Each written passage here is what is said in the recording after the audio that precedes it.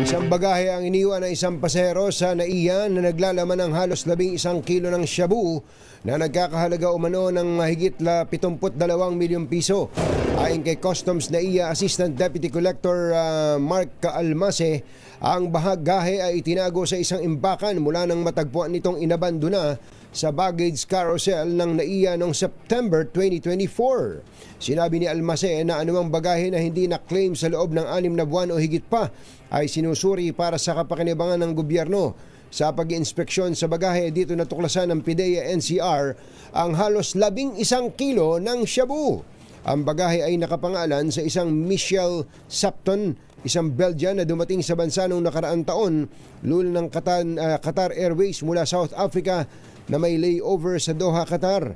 Nakipag-ugnayan na ang Customs sa Bureau of Immigration upang malaman kung nasa bansa pa ang Belgian na may bitbit na shabu.